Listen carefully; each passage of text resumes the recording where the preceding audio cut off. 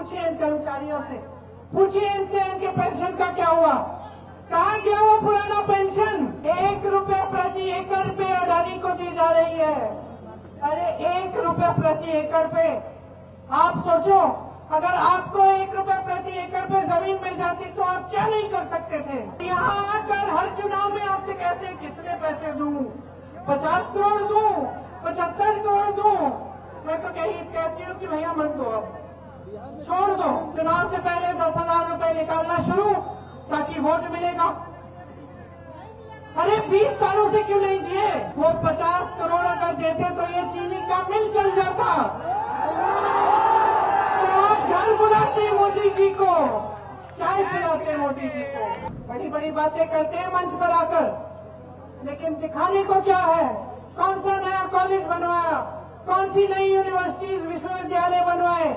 ऊपर से नौजवान को शिक्षित करने के लिए आप सब कमर तोड़ते हैं, संघर्ष करते हैं, कर्ज लेते हैं, क्योंकि मैं जानती हूं कि आप में से एक ऐसा नहीं है जो ये नहीं चाहता कि अपना बच्चा अपने से ज्यादा तरक्की करे।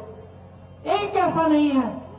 गरीब से गरीब परिवार में जाओ, दूर दराज इलाके के गांव में जाओ, वहां के लोग कहेंगे सबसे पहला लक्ष्य क्या है? बच्चों को पढ़ाना है, बच्चों को शिक्षित करना है, बच्चों को रोजगार दिलवाना है, ताकि बच्चे अपने पैरों पे खड़े हो पाए। लेकिन ये मोदी जी का साम्राज्य है। इसमें यहाँ बिहार की जो शिक्षा की व्यवस्था है वो ठप हो चुकी है। क्या कह रहे हैं?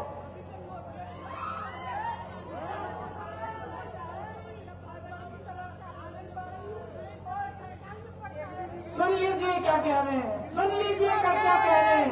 किस तरह की व्यवस्था हो गई है बिहार की शिक्षा की। ये मैं नहीं कह रहा हूं, ये आपकी आवाज है, लेकिन कोई सुनने वाला नहीं है। आपकी आवाज को कोई सुनने वाला नहीं है। एक समय था जब सरकारी रोजगार के लिए लोग तड़पते थे, लोग तड़पते थे कि किसी न किसी तरह सरकारी नौकरी लग जाए, जीवन भर हम सुरक्षित रहेंगे, हमारा आराम हो जाएगा। आज पूछिए इन कर्मचारियों से, पूछिए इनसे इनके पेंशन का क्या हुआ, कहाँ गया वो पुराना पेंशन।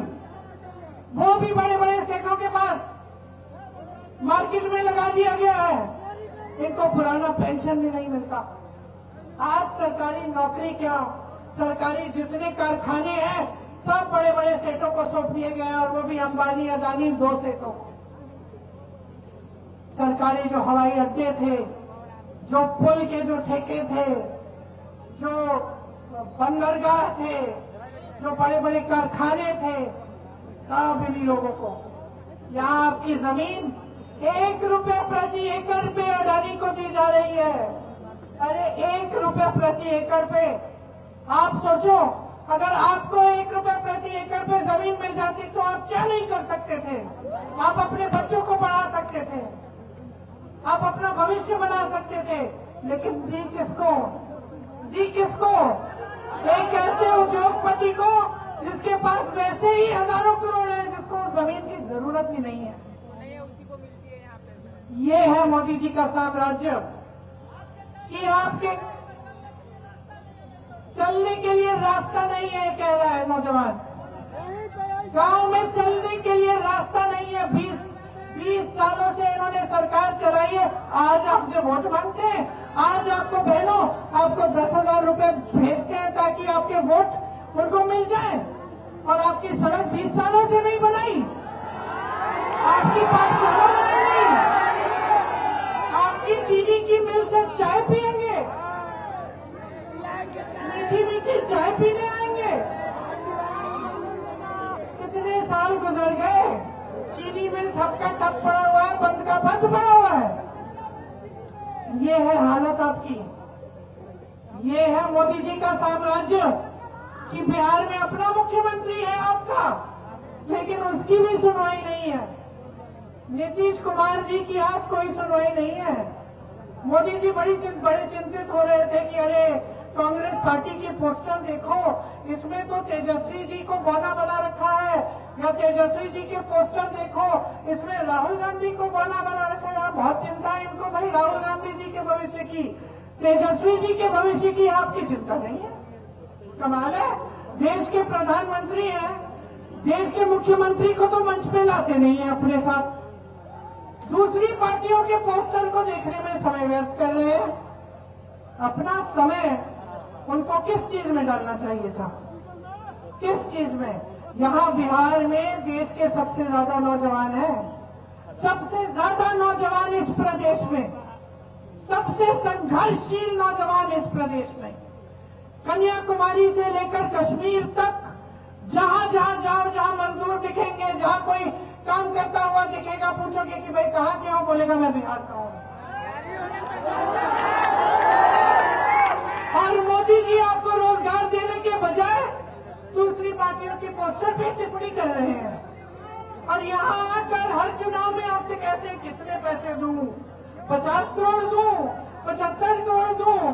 मैं तो यही कहती हूं कि भैया मत दो, अब छोड़ दो, झूठी बातें मत बोलो, ये सब मत कहो, हमें सुनना नहीं है किसी को, सब थक गए हैं।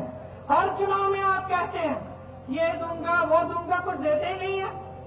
चुनाव से पहले 10,000 रुपए निकालना शुरू ताकि वोट मिलेगा। अरे 20 सालों से क्यों नहीं दिए? 20 सालों से इन्होंने वो 50 करोड़, 75 करोड़, 100 करोड़ क्यों नहीं दिए? वो 50 करोड़ अगर देते तो ये चीनी का मिल चल जाता। तो आप घर बुलाते मोदी जी को, चाय पिलाते मोदी जी को। सिर्फ चुनाव के समय, सिर्फ चुनाव के समय आपकी बात होती है, बाकी 5 सालों में अडानी की बात होती है, अंबानी की बात होती है। यहाँ मेरी बहनें बैठी है, खड़ी है, यहाँ सबसे बड़ा संघर्ष आपका है, सबसे ज्यादा संघर्ष आप करती हो। ये नौजवान लड़कियां जो यहाँ खड़ी है, पढ़ने के लिए भी तुमने संघर्ष किया होगा, कल रोजगार चाहिए होगा, संघर्ष करोगी। और चाहे कुछ भी करो, घर आके तुम्हें ही काम करना पड़ेगा, तुम्हें ही घर संभालना पड़ेगा, बच्चों की परवरिश करनी पड़ेगी, बड़ों का देखभाल करना पड़ेगा। सब खाना खाएंगे, अंत में तुम खाओगी, सब सो जाएंगे, अंत में तुम सोगी, सब काम करके थक के आके लेट जाएंगे, तुम लेटोगी नहीं। और तुम्हारे लिए क्या है? चुनाव के समय घूस, यही है। बाकी 5 सालों में कुछ नहीं। तुम्हें आगे बढ़ाने के लिए क्या किया? तुम्हें रोजगार देने के लिए क्या किया? तुम्हें मजबूत बनाने के लिए क्या किया? कुछ नहीं किया।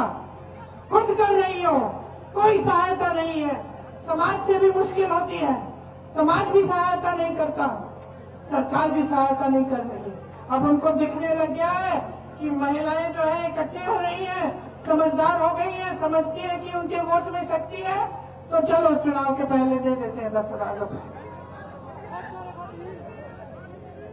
आज ये परिस्थितियां हैं आपकी, ये परिस्थितियां हैं कि आपके सामने देश के बड़े से बड़े नेता आकर झूठ बोलते हैं। बिल्कुल सही बोला, अगर देश बचाना है, देश चलाना है, तो ये सरकार हटानी पड़ेगी। अगर अपना भविष्य बनाना है, तो ये सरकार हटानी पड़ेगी।